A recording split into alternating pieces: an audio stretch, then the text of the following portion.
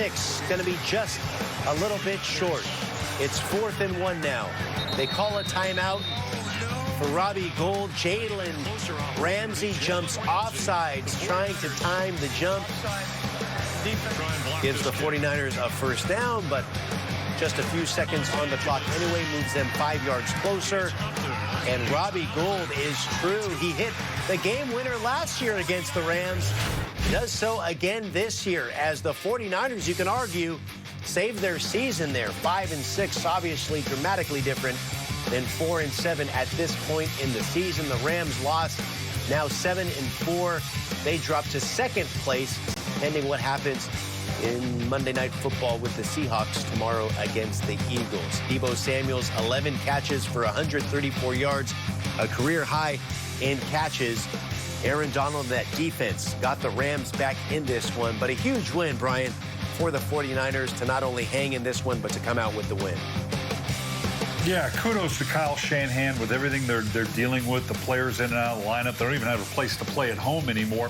Rams had an opportunity to close out the game in the way that the 49ers did. Couldn't step up to it. Major hit for the Rams in terms of them trying to reestablish themselves as a challenge in the NFC. Yeah, if the 49ers could just hang tight, could be a force late in the season. Meanwhile, Tampa Bay, Mike Evans, once again, a late touchdown for the Buccaneers. Tom Brady getting something going here late in the game. It was once seemed to be poised for a blowout. Tampa Bay now back in it. Mike Evans, his 2nd touchdown in the 4th quarter. As Tampa Bay is on the move, Tom Brady, you give him enough chances, Brian, he's going to make you pay. He just needs to learn some of the... Yeah, this was a team, you watched the game, the whole game, and they just seemed lost, like they had no identity. But here again, it is Tom Brady. He is the GOAT, has brought them back within 3. Watching the entire game, it's unfathomable that it is this close. Now the key is, can that defense shut down Mahomes and give Brady a classic opportunity in a 2-minute situation to try to get a win? So we'll keep our eye on that one. For now, we're going to head out to Jacksonville, where the Jaguars were hosting the Browns. Jarvis Landry, his first touchdown of the season, had more than 100 yards receiving on the day, stepping up for Baker Mayfield, and gives the Browns an early lead. Take another look here.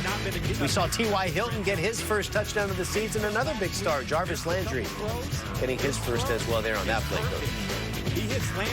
Yeah, they ran the ball real well, which is what they need to do. Baker Mayfield able to make just enough plays. Unusual challenge by Mike Glennon and the Jacksonville Jaguars, who actually played very, very well. And there's Colin Johnson on the receiving end from Glennon. And how about that effort to dive in for the score as the Jaguars retook the lead. It was 13-10 at this point, stays in bounds, and then leaps over the defender. What a play by Johnson. Yeah, like I said, Jacksonville, Mike Glennon coming in, hadn't had a touchdown in a couple of years, and come in, plays very well on a day where they didn't run the ball very well, and did challenge the Cleveland Brown defense. There's Austin Hooper, big free agent signing for the Browns. Baker Mayfield hitting him in the back of the end zone to extend the lead for the Browns. What'd you see on this here play, Coach? Yeah, just a well-thrown ball. Linebacker stepped up to account for the underneath route, found the hole between the safety and the corner. Great play by Baker Mayfield. Tyler Eifert, the one-time Bengal, a star there in Cincinnati, trying to be productive in Jacksonville towards the twilight of his career, perhaps, and giving Mike Glennon a big target there in the back of the end zone. What an effort on his part. Yeah, probably should have been pass interference. But Mike Glennon hooking up with Eifert again. Solid day for Mike Glennon and the offense of Jacksonville. Jaguars would not convert their 2-point conversion there after the Eifert touchdown. Nick Chubb back the other way for the Browns. Gets into the end zone. What a difference Chubb's presence has made. Browns offense seemingly struggled while he was hurt, but since they got back in it, Browns back to their winning ways. Yeah, and that's their formula. Run the ball real well with a physical back like Chubb, and let Baker Mayfield on a 30-pitch game make a difference. On 4th and 10 late in the game, Olivier Vernon thinks he has the game wrapped up. Adrian Claiborne And Vernon combining on the sack on Mike Glennon, but it was called for a flag here. Helmet-to-helmet contact is tough when Claiborne's bringing him down into that strike zone there. Yeah, it was. It's the right call because it was helmet-to-helmet, but a 6'8" Glennon being pulled down changed the sweet spot, so to speak, for the defender and couldn't have been helped. Speaking of sweet spot, look at James Robinson. Nothing sweet about that, just good old tough football there to follow his big offensive lineman into the end zone. What a story James Robinson has been, the undrafted rookie making a presence in the NFL and helping the Jaguars back in this game after this touchdown.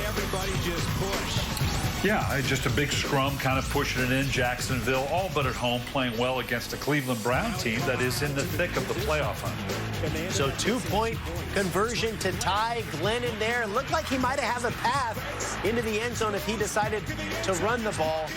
He throws it incomplete. Looked like he was looking for Johnson there. Sendejo with the interception. I think he landed out of bounds. I don't think he'll be credited statistically with an interception there. But Baker Mayfield now on 3rd and 12 hits Nick Chubb. And Nick Chubb not only stays in bounds to run out the clock, but he converts the first down to put the game away, to get into victory formation, and the Browns improve to 8-3.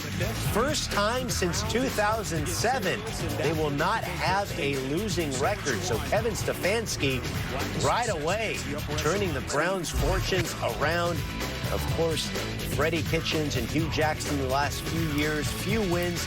Really, it's been few wins ever since they arrived back in Cleveland. Since you were coaching, Coach, it's been a struggle. Phillip Rivers in his goal to go, 1 or 2 yards out, rushes in for his second touchdown of the game. This one a 1-yarder, as was his first one, and you see him there fighting his way into the end zone, Coach. Yeah, this is a good changeup for them. Brissett, obviously more than a wildcat quarterback. He's a legitimate quarterback that has this kind of athleticism. This team has struggled to run the ball. They did today. Only 56 yards on 21 carries. So this kind of changeup is something they've got to do.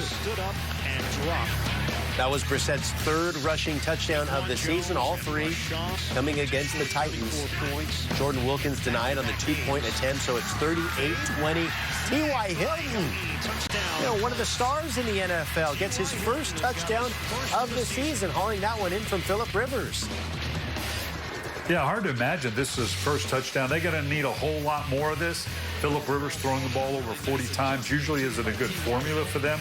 Going down the stretch, T.Y. Hilton's got to be a whole lot more involved with it, and they've got to run the ball better. Yeah, we didn't really hear Nyheim Hines or Jonathan Taylor's name too much in this game, much to the Colts' detriment. Down 12 now, about 2.5 to play. Phillip Rivers can't get that one in to Zach Pascal on the 2-point conversion. It remains a 12-point game. Malcolm Butler there on defense.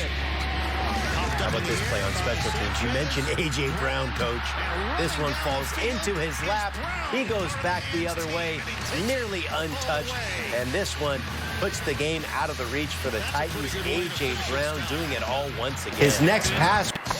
Yeah, this game felt a lot closer than it really was, but 45-26, it just wasn't going to happen for the Indianapolis Colts. You have A.J. Brown there in that second level just to be able to handle the onside kick to get down, but he couldn't resist this. He saw the hole and took it. There goes A.J. Brown scoring a touchdown, maybe the easiest touchdown he'll score all season.